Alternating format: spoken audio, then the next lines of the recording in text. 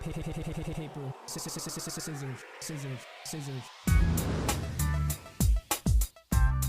Kryptonite, night. LJ, Kansas City rat.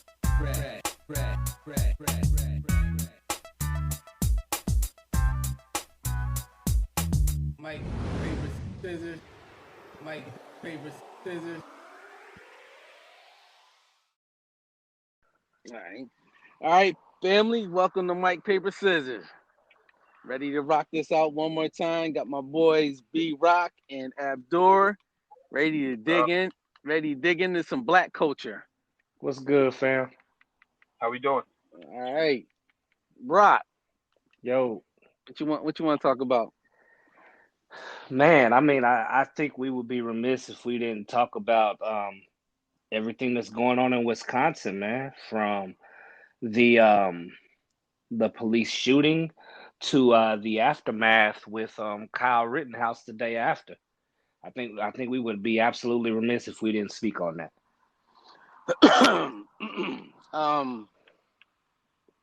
So if you live under a rock and you don't know that a young black man was shot in the back 7 times by the police up in Wisconsin. Jacob Blake. Unfortunately, he's paralyzed from the waist down, I believe. And Yeah. one of the most messed up things is the police had the nerve to handcuff this dude to his bed, which makes absolutely no sense in the world. Yo, man, they thought he was gonna roll out. Come on. Come on. Listen, all protocol ain't good protocol. I'll say Right. that. They're right. I'm sure there's a protocol for that. Although, like Abdul said, man, I mean, just because it's a protocol in place does not mean that you can't exercise some form of fashion of common sense, and in that particular instance, common sense and compassion. Well, there's a human element missing. Well, that's it. There's a human element that's been removed from how we are dealt with police. Not absolving the gentleman for whatever past he's had. That's not what I'm going to do or go into. But there's still a certain level of humanity in dealing with any other human being, even the good and the bad. This is we have true. to start to separate the differences between somebody committing a crime and being held accountable, and a cop being able just to clap somebody on the street because they just feel like that's what they want to do or that's what they've been trained to do. And I think it's a little bit of all of the above. So, I mean, it's frustrating to a sense because we see these things happening all the time, and our response is always to jump into the streets. And if we're going to do that, that's fine, but there's never anything else after that. And again, if we're going to be mad about, what the cops is doing, we also have to hold accountable the people putting themselves in these situations. And Exactly. I'm not saying that everybody warrants getting shot. That's not the point I'm making, or getting beat down.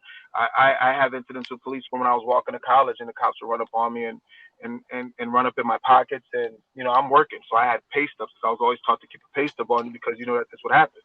Walking a stick, Chris. You know the school.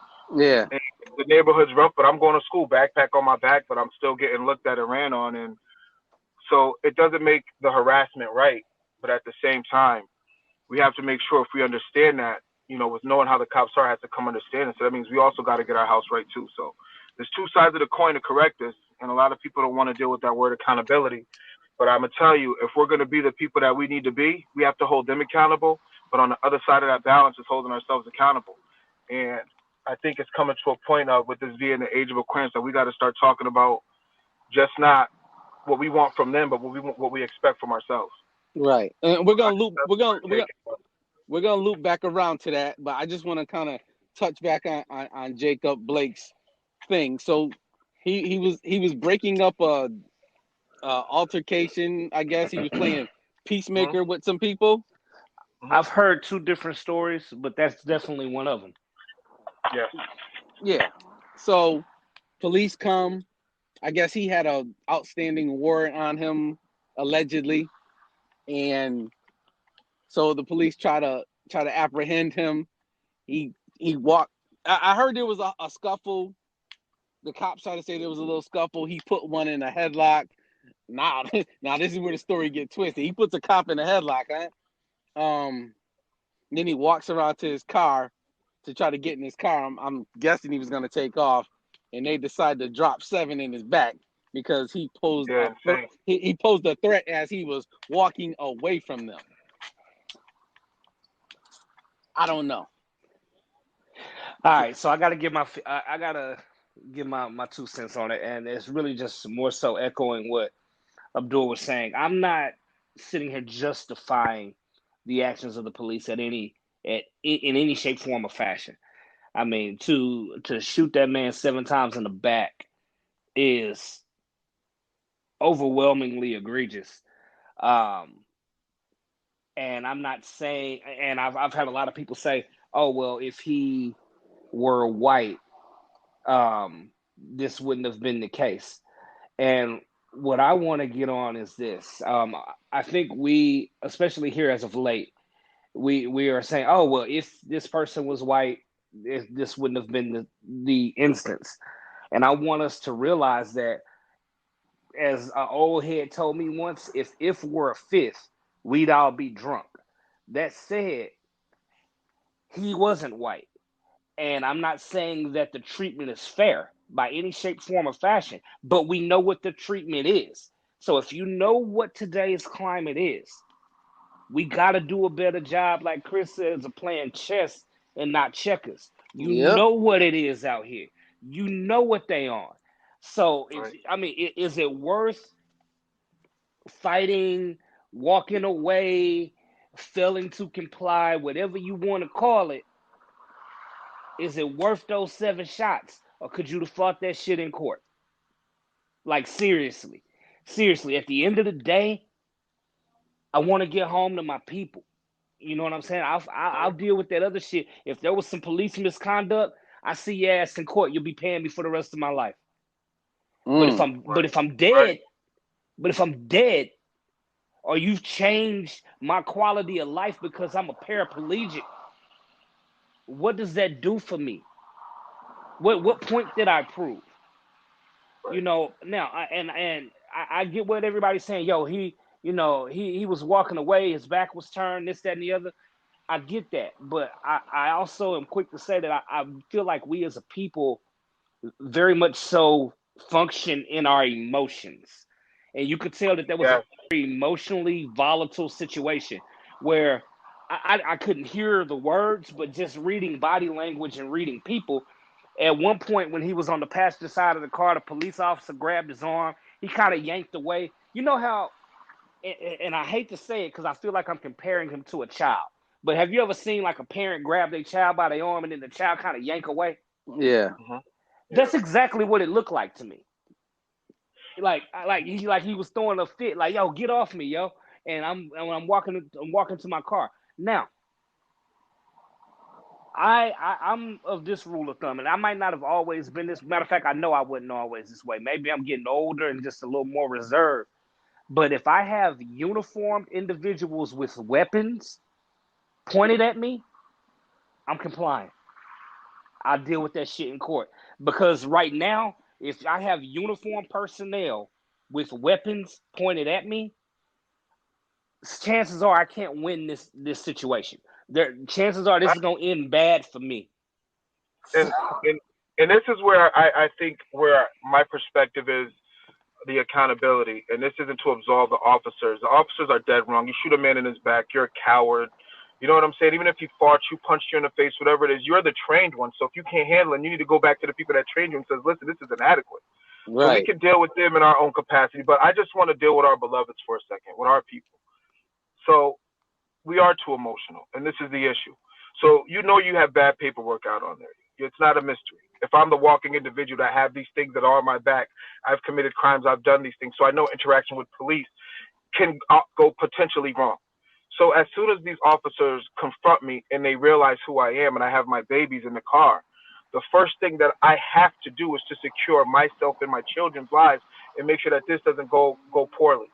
So the first thing I'm going to do is you have to comply, but you have to do it in a say like, listen, my children are in the car. You have to make sure that your hands are steady and out. And if they do take your life, Lord forbid, you didn't do anything to give them any kind of narrative, because that even in itself will help fuel the effort to get this equality thing right. But if we keep reacting and we keep not being smart, we're going to keep getting held down, and we're going to keep fighting these same stupid perpetual battles. We're going to keep finding ourselves marching, and nobody's holding anybody accountable and teaching these guys like, listen, if you've done nothing wrong, to present yourself as such. Stand on your square. Stand up as a man and conduct yourself, because trust and believe, if uniformed officers is coming near me, I'm going to conduct myself as a man that has nothing to hide, and I'm going to deal with them as men. And if they cross the line and trying to harm me, then I have a right to defend myself. Now, that's a different story. That's not what we're seeing. We're seeing people that don't know how to conduct themselves on one hand, and then officers that are supposed to be trained, and they also can't conduct themselves in the other way. There's unpredictability on both ends. Right. We have to balance that scale some way, and they're not going to balance it on their end. You know, Right. So we have to start to hold ourselves to a better account, and maybe start teaching our kids not to be yes sir, yes ma'am to the officers and kowtow to them. So you look them in the eye, officer, how can I help you? Right. Especially if you know you're innocent. If you know there's nothing you've done. Stand on your square. So that's Right. the part that I'm dealing with. And again, we can the stuff with the police, the training, the fact that they use black faces when they're in their lineups, when they're shooting and they're discharging their weapons for training. The fact that's just the first thing they do is to grab their weapon. You know what I'm saying? You go to a domestic dispute, you're going for your weapon. You should be coming in with tasers. You know what I mean? You shouldn't be going in Well, armed. supposedly the police report says that he did get tased first, and he got tased with no reaction. He shook the taser off. Well, then let's go to the martial arts and subdue him. I Right. swear, isn't that? Right. I used to watch Police Academy as a kid. Even in the comedy, in that comedy Police Academy, you saw them training and learning how to take people down. So where is that? Yeah, None of these officers seem like they have any trained techniques. So I'm missing something. Right. Police Academy, Reno 911, something. Right. So if the funny cops can take people down to a degree, then how come the serious ones are struggling so much? So again, Right. accountability on both sides, and it's not a funny situation. This is sad. It's exhausting. It Right. really is. And I just and I want feel us sad to for stop. a lot of people. I want us to realize what's going on. I know some people will say, "Oh, well, that's the battle we're fighting because we aren't treated the same." Okay, cool. I understand that. We all understand we are not treated the same. If you know that, then don't go out here and think that you can act like them and it's gonna be Gucci on the other end. There's power in that information in itself. Right. Just So that- you that's know what I'm how saying. it is. You should know how to move. If you know that there's some loose boards on the floor and you can fall through them, you walk around those boards. Right. It doesn't mean that the boards at don't some need to point be you don't fixed. fix it right. Exactly. Exactly. But at the point where if you can't fix right now, at least let's try to avoid falling through those holes. Right. Yeah, You know, so I guess at times we feel like we can do what they can do. They can talk shit to the cops. We can't. No, And- we can't. No. We got to stop thinking we can. Like you said, I mean, is it fucked up? Yes, but complying and before we go any further, not all cases are cases where somebody didn't comply, because a lot of cases people course. did comply. No, of course. I am specifically referring to the instances where people are not. And that's where, because we get behind every instance as if the individual on the reciprocating end of some police brutality or just egregious action was just crystal clean, and that's not always the case. Right. Oh, remember we talked about Philando Castillo Yeah. up in Minnesota. He had a legal firearm on him, and he informed the cop that he had one. Now, after that, and Brock, me and you talked about this. In that case, after he informed that cop, he was not supposed to move an inch. I don't care. He said, get your license, gun, whatever. I'm not reaching for nothing. Nope. I've been in that situation before. I mean, anybody who's listened to this podcast since I've been on it knows that I'm a gun-toting Texan. I mean, to the core. And I've been pulled over and like, hey, Mr. Gardner, do you have a gun? Yes. All right. Can you hand me your license and registration? Nope. But you are more than welcome to get it. You are more than welcome. You do whatever you need to do, but I'm not reaching for a damn thing. But see, and that's the thing. For me, and again, it's about training yourself. So even subconsciously, I keep my stuff easily accessible. So before they even run up on the door, my paperwork is out. I don't even want to have the conversation with you. Like I said, I'm not dealing with y'all. Here's the paperwork. I know the routine. You know the routine. You're pulling me over. Was I speeding? Was I not speeding? I roll a red light. Tell me in the paperwork. Here's my license and registration. And you go about your day. I go about my day. There's not even really a lot of words that need to be. No, I don't need to see what you want to ask me. Just put it on the paperwork. Charge me for it. I'll pay it or I won't pay it or I'll fight it. Like I'm not reaching. I'm not doing anything. There's certain ways that you can safeguard and protect yourself. Not always. He could run up on the side of my door and then that's it. But I'm going to make sure that I assure myself up on my end. And that's the part that we're missing. You have to shore yourself up on your end. You have to be smarter. Right. And right. we're way too emotional. And everything is just built off of emotion. And these people are moving in strategy. The masters, I'm saying. Not the masses. A lot of people are pausing. They're moving off of emotion as well. But there's a strategy out there. And we're getting clipped because of that strategy. And we're nothing but emotion. And they'll shoot you. They'll shoot you because they know qualified immunity will protect them. Of course. And but again, that emotion spills over to what happened in the days following, where we had a shooting, or multiple shootings rather, at the protest the following day. Now what bothers. I mean to stop you, man. But what pisses me off is the little white kid that came from another town. Mm-hmm. Got dropped off there to come start some shit. He shoots somebody. So the police are called to come investigate a shooting. Now, immediately, if you see somebody with a gun, I don't care what color they are, if you see them with a gun, you're automatically a suspect. If I'm going to a shooting and I see you with a weapon, you are a suspect. They drove right by this kid. Now, we have to throw the card in there. If he was black, he was a suspect the minute they saw him. Yeah, they would have been looking for him as they were driving by. Their eyeballs would have locked on him as they passed him by, and they would have had that red flag in their head that they have on a red flag for no matter any one of our beloveds that they pass by. And that's the issue. No matter what we look like and what we're doing, a lot of times they red flag, but for their own people, some of it, there might be blinders on, even though they perpetuate more violence than we do. I agree. But with all of that said, when I say we function in emotions, when I say we, I'm talking about we as a collective. Yeah. The day after this happened, man, I saw every type of meme, every type of post where it had the white kid just, walking, carefree by the police with blood on his hands. Meanwhile, the black guy is walking away from the police and being shot in the back, and the police are waving at the white kid and all of that. Mm-hmm. Now, I'm all about facts.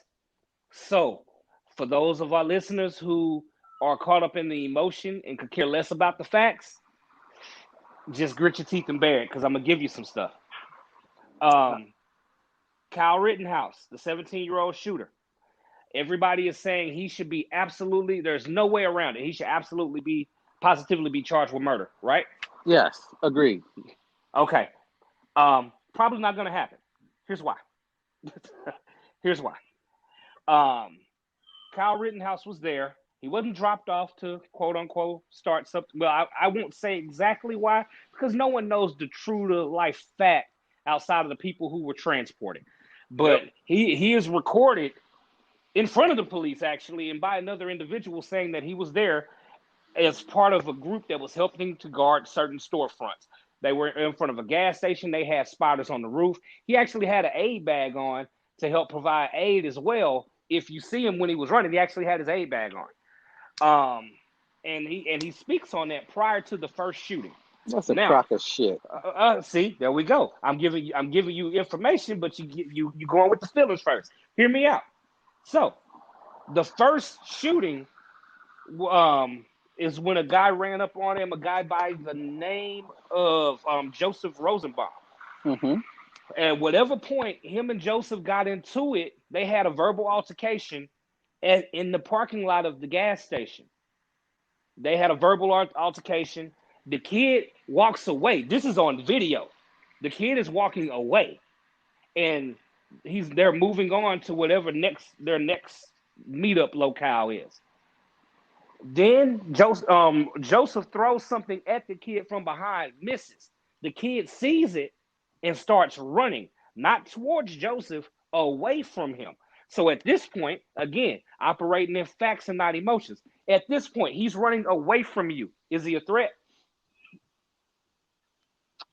Are you asking us? I'm asking. Nobody running away. No. I'm following you. So he's running away from Rosenbaum. But let's be real. The kid looked kind of frumpy and unathletic. So obviously, he got caught. Rosenbaum caught him. And cornered him. This is all on video. Eyewitnesses said Rosenbaum grabbed the rifle by the barrel. That's when the shots rang out. That's when he got shot. So you're cornered. Somebody is thrown an object at your head, and they have their hands on your gun. At that point, you have every right to defend yourself. Yeah. So now you got self-defense. Boom. Rosenbaum's down. How about your 17? I'm gonna give you the other one. I'm gonna give you all of that. Rosenbaum's down.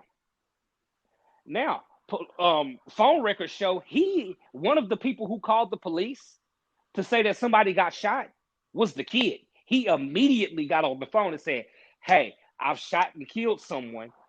This is where I'm at." But when you're listening to the video, you hear somebody say, "There he is. Get that motherfucker." He starts running. He starts running. That's the video that most of us saw. Because the first video that most of us saw is the kid running, and you're like, what the hell is going on? And then somebody runs up, tries to hit him, right? Yeah. He eventually falls, and then they swarm him. One person comes up to him with the skateboard. That kid that came up to him with the skateboard swung the skateboard at him. Is a skateboard a deadly weapon? No, a skateboard is not a deadly weapon. But I ask each one of you grown men on this line, if you boxing a dude and he is on the ground and you have a skateboard, who has the advantage? Oh yeah, skateboards are wild. Yeah. Right. All right. So dude with the skateboard swings the skateboard. Boom. He gets shot. Now the other dude comes up, hesitates. The kid hesitates. Then he comes forward and he shoots him in the arm. There's actually proof that dude actually pulled out a pistol and was getting ready to shoot the kid, and the kid shot him in his firing arm. Now, if you want to talk about malicious intent, that does not reek of malicious intent, because he didn't roll over and start shooting randomly. He only shot the individuals that were attacking him, which further goes to self-defense. Now, I know what you were going to say. What about the 17-year-old that has a rifle, right? I'm going to give it to you. 17-year-old that has a rifle, that is illegal in the state of Wisconsin, except for a couple of laws that allow kids underage to have rifles. Most of them revolve around hunting. Yes. But similar to a felon who shoots somebody in a home defense situation, that felon would not be charged for murder. However, they would get charged for the illegal firearm because the murder was in the act of self-defense, which is legal. Now, you want to know what an illegal firearm charge is in the state of Wisconsin? Class A misdemeanor. That kid is not about to get murdered. And black folks are about to act a damn fool behind it. When in all actuality, the kid, if you want to look at the facts, he defended himself. The only thing they can get him on is a Class A misdemeanor for illegal possession of a firearm. That's it. And now, and as far as you said, him coming from another town, the town he came from was 30 minutes away, right? Mm-hmm. Well, so the kid with the skateboard, he lived 48 minutes away. Should they both have not been there?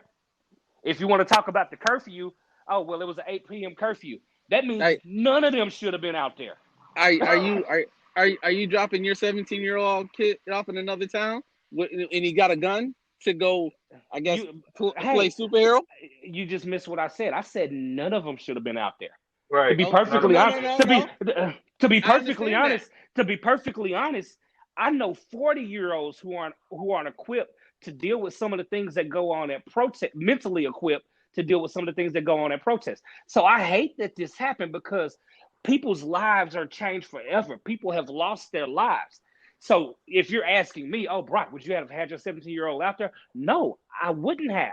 However, I'm also just talking about the facts surrounding the case. And before everybody gets up in arms about this kid not getting murdered because he's not going to get it, I'm just here to let you know ahead of time. You heard it here first. So don't be pissed off when he gets a Class A misdemeanor illegal possession of a firearm and not murder one. That's Brock, all And I'm let here me for. Brock, and real his whiteness was gonna save him anyway. Hey, you can call it true. what you Hold want. on, that's true. But listen, hold on. Let me say something real quick. You can't dispute what Brock is saying. I get where you're coming from. I And didn't. and I it's just didn't. no, I no, no, no, no. didn't. I don't get it. But what I want to say is the importance of having this conversation in the middle of all of this mayhem is to get us to understand what's going on fully. Every situation Right. is not like this, but this will give us more of a perspective on how to deal with maybe another situation down the line and to have understanding on where we need to shore ourselves up. He just cited a few things. He cited gun carrying laws. He cited um, the teenage laws in there, and he also cited something else. I can't remember. Yeah. But what he's dealing with is law and how it's translated. And the parts that we're not understanding is we don't have that aspect of it at all. There's a certain aspect of understand how law works for the collective in these situations. And we realize and we end up in outrage when we don't understand the language of how they interpret it. Right. We can't even And begin to have the system work in our favor if we can't so understand shit like this.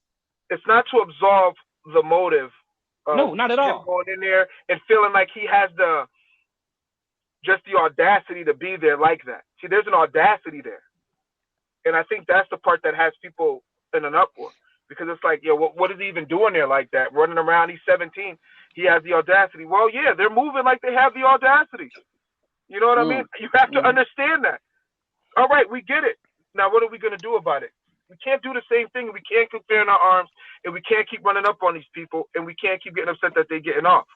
Now, if you're ready to go out there and be about it, then understand if he pulls one shot, then we better be ready to pull two.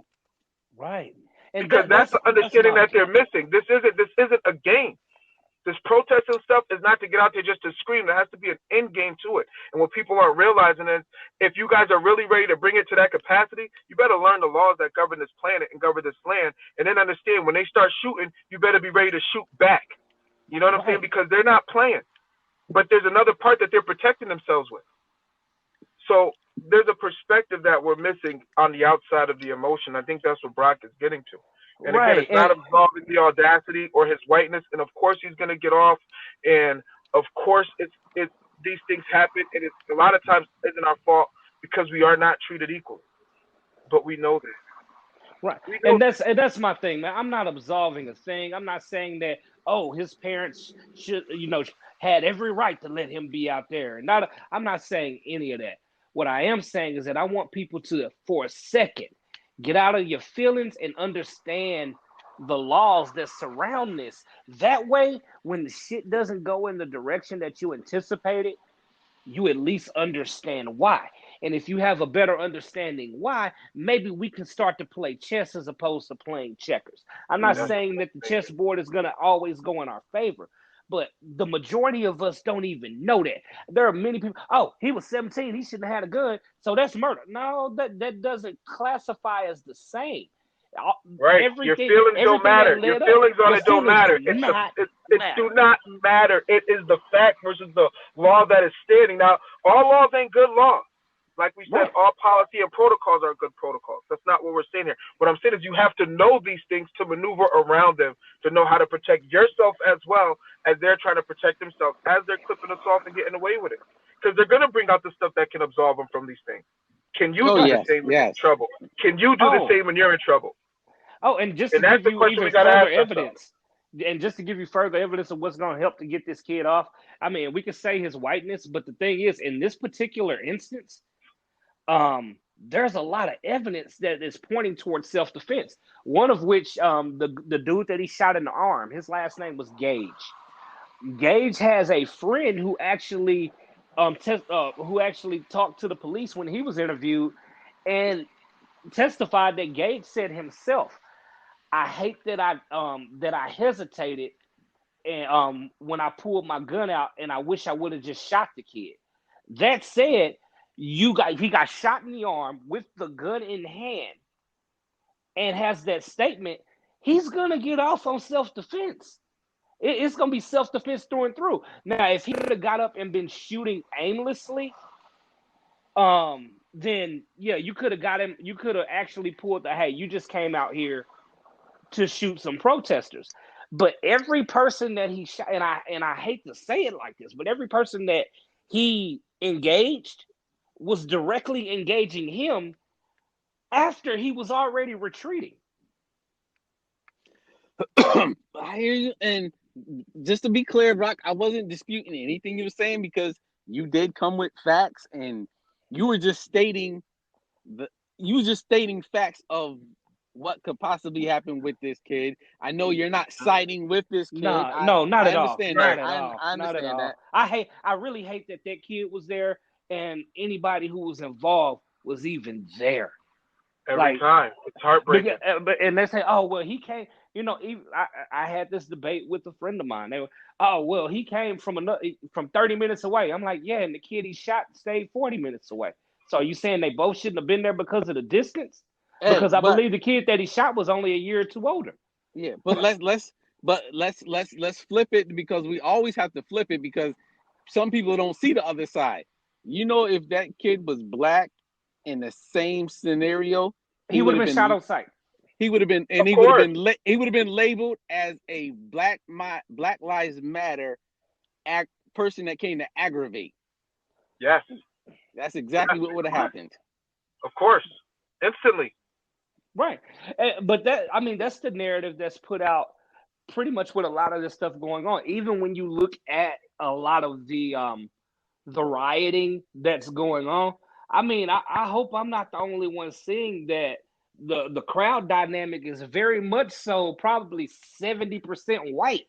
And let me tell you, it's a bunch of they got BLM shirts on and everybody's face is covered up because of COVID, but a lot of that rioting and destruction that was going on ain't black people doing it. Right. But the narrative, because it falls under the umbrella of the social injustice wave and BLM, people just say, oh, okay, black folks are out there wreaking havoc on our cities. We got to protect them. And let's be real. Any real structured movement is going to have protection around them every time they step out.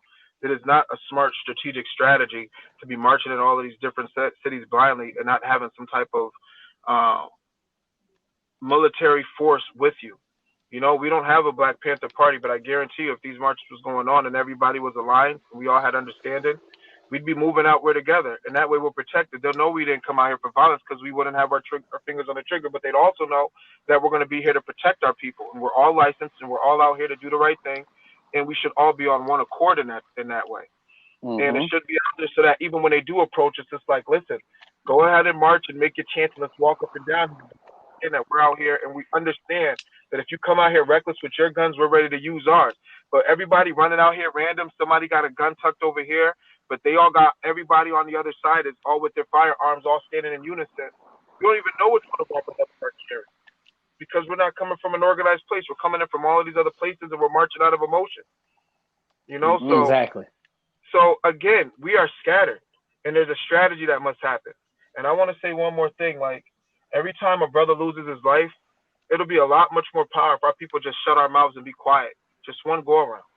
If everybody silent and nobody said something, that'll do more damage to this establishment and everybody that's trying to shake things up because they wouldn't know what to do. They'd be so scared.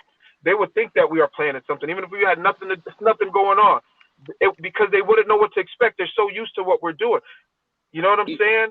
And I'm wondering at some point, when are we going to at least just change strategy or shake it up, or when are we going to have somebody of importance come out and say, listen, this is idiotic.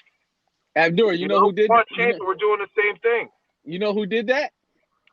And it I know worked. Snoop did it. Who's Colin that? Colin Kaepernick. Yeah. He didn't say a word after all his kneeling, and the media had no idea how to twist that narrative. Luckily, Donnie came in and saved them and gave them a narrative because they didn't have one prior to that. Right. So you're right. Sometimes just being silent is the best thing because it It's doesn't. Yeah, mad. but most emotional people, most mad for a emotional people are loud, man. Think about it. Most emotional people are loud, And and that's the we've problem. already stated that we as a collective function heavily in our emotions before we look at what is actually going on. Like I said, I had people legit. This isn't the first time I've had this conversation in the last 48 hours or so, and I had somebody flat out tell me, I don't give a damn about the facts. That white kid needs to burn. I'm like, okay, so now the facts don't matter. Well, And it's the only time when you're functioning in that space where facts don't even matter, then you're functioning in an emotionally volatile place. but we're in a racially charged moment right now. So Yeah, but are you going to fix that with emotions, or are you going to fix that with strategy? Right. It has to be strategy. Nothing gets fixed with just emotion. Emotion can fuel strategy, but emotion without strategy is honestly, It's a moot man, point. you're gonna. It's. Thank you. all right. Well, I love this conversation, man. We can continue another time. Well, we're gonna stop it right here. I want to thank y'all brothers for chiming in, Bro, thanks for having us as always. dropping some gems, and we'll do it again and see y'all in a couple weeks. Peace out. Yes, sir. Peace. Peace. This is called Mike Paper Scissors.